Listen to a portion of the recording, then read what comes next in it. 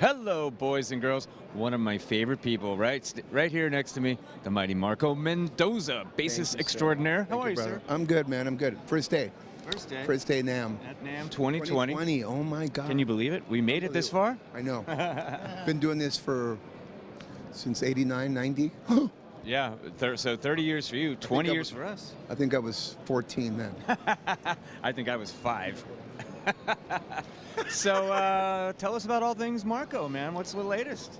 The latest is I am paying attention to my solo stuff. To my That's solo what I career, figured, yeah. which is something that's been in the back burner for a while. Right. And I had a beautiful ride with the Dead Daisies.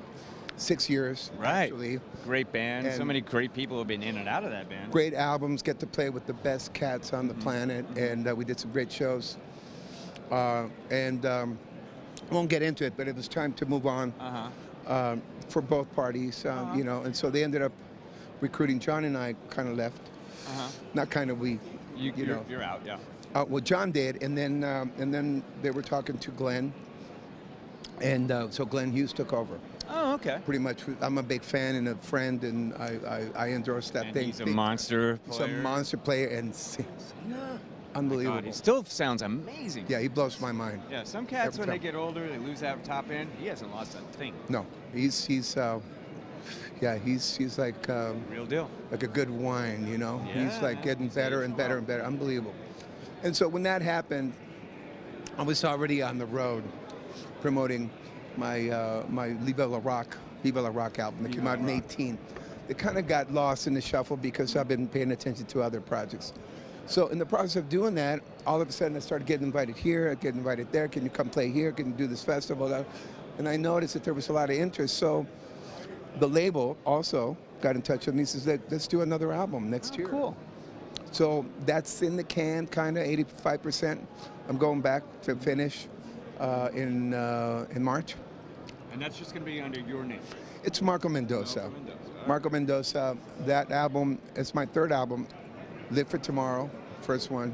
Good title. Casa Mendoza. Casa Mendoza, right. Mascot, Frontiers, Live for Tomorrow, Frontiers. Casa Mendoza, Mascot, Viva La Rock, Target Mighty, and now Take It to the Limit. That's the working title that we have. I hope it sticks.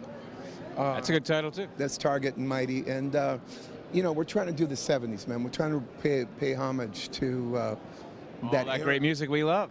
Right? That's when I grew up. Sure. And I could go, I mean, the spectrum, the canvas is so wide, you know. You had all the people coming keeping with the 70s theme, do you like to record with all analog? Yes. I love that. We do that. We try to get it. We try to do that, I won't lie, as much as we can. Right. And logistically, after, we do the writing digital. We do all the arranging and all the scratch vocals and all that. And then when we think we have the finished product, then we bring the drummer. Soren, my producer, is an unbelievable guitar, who is now Glenn Hughes' guitar player. Wow. And I will say I introduced him. I talked to Glenn about Soren, and he's amazing. Anyway, so he's a great producer, great songwriter, and him and I have a very symbiotic kind of thing. That's a big word. 50 cents, thank you. Man.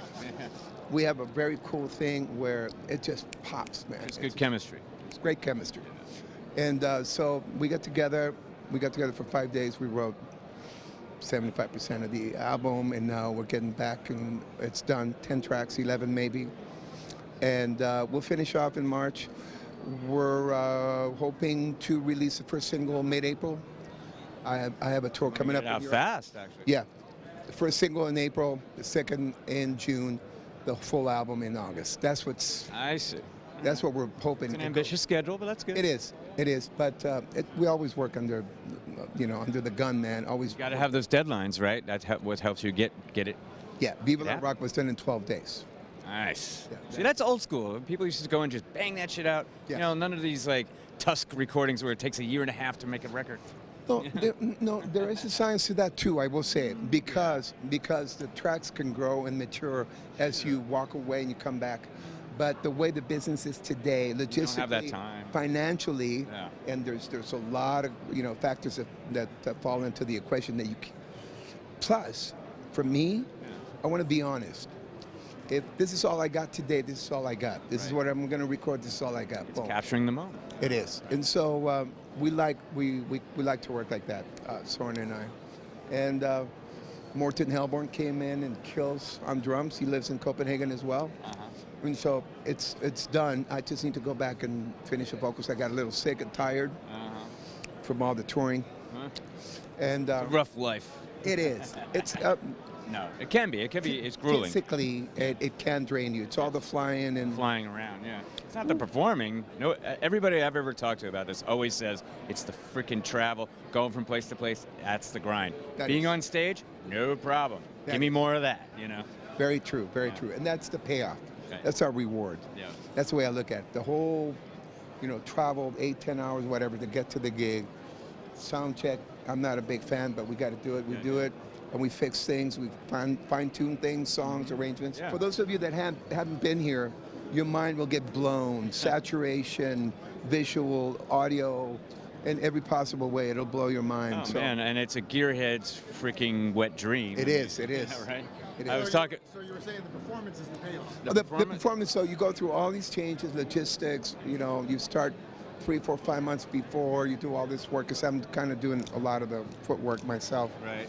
And the payoff is to get in front of however big the audience and delivering your music and your painting, your canvas, your painting. And then they take sonic canvas, right? Yeah. Sonic canvas, it is. And every night will be different. I insist on doing that with my shows. To kind of go with the spur of the moment, whatever grabs you kind of thing. No set. Keeps it fresh, right? The guys hate it. You wing it. Oh, man, yeah. Some guys hate that. They hate that, but the cats that I like to hang out with, those are the cats that can do that because they learn the catalog. I tell them, 20, 25 songs. This is what we're going to do. And you can pick 10 or 12. Yeah. And then I pay attention to what's working. Yes. And then you keep that. At the end of the tour, you have a set. Right. Or 2 or 3 different ones, the short ones, the longer ones. Yeah. But anyway, that's the payoff. For me, I'm still a kid. I still love music. I get excited to be playing a new song. Sometimes there's a little bit of fear that comes in, and then I don't want to address it. I don't want to do it. Yeah. But when I'm in the zone, it doesn't matter. You just go, step up. Just go for it, yeah. And so it's challenging, and it's very rewarding. So I kind of want to do some more of that. Yeah, get back out on the road. Yeah, I'm also working with Greg Raleigh. Oh, Greg Raleigh, yes. Yeah. What a nice guy and a hell of a musician. He's legendary cat. Oh, and man. The coolest human being, man, on the planet. But he's got a beautiful project going on, and I'm going to meet up in Austin at the end of January. Sorry? So we got to do that, and then some other things cooking here and there. But so you're just keeping busy in general. Without sounding pretentious, yeah, I get a lot of calls, a lot of session things. I mean, come on, you're on everybody's short list of people they want to play in the band because you're cool, you're professional, you're a hell of a player. What else do you need? I guess, yeah. But it's been one of those things, so it's very cool. I'm having to turn things away, which is not. But yeah, I got to learn how to pace myself a little more. Now that I'm 49 and holding. It's hard, as getting older, man. The body breaks down. But the mind, the mind's physically. I've had 2 knee surgeries. Not to get into it, yeah. And the most recent one, July. So the bones, the body jumping around, and it kind of takes its toll. But I'm not stopping for any reason. Just keep it going, brother. It feeds me, man. It feeds my soul. Yeah. It feels my. I think that's what one of the things that I think a lot of musicians that desire to keep doing is what keeps them young. Yeah. Keeps them fresh. Music is like that. When you think you get to a point where you think you've done a lot and you've learned a lot and all that, and something happens and you're reminded.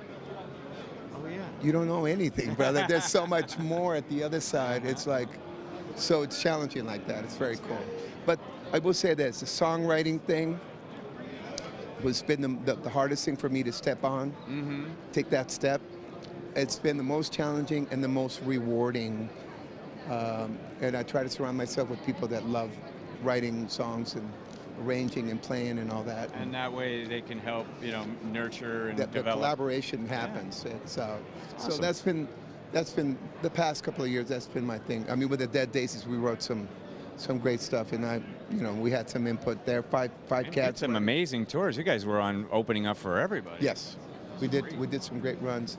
So I kind of got hungry for more, and to be at the helm, kind of directing and. Have a little more control. The canvas, you have 5 cats doing the picture, and then you do the solos. The whole canvas is yours. Oh, Yeah. but in this situation with Soren, he participates, collaborates in a big way. That's cool. So that's why I told him, I said, bro, I don't want to do another album with another cat. So let's find the time. Let's Make do it it. happen. You and me make it happen. So That's awesome.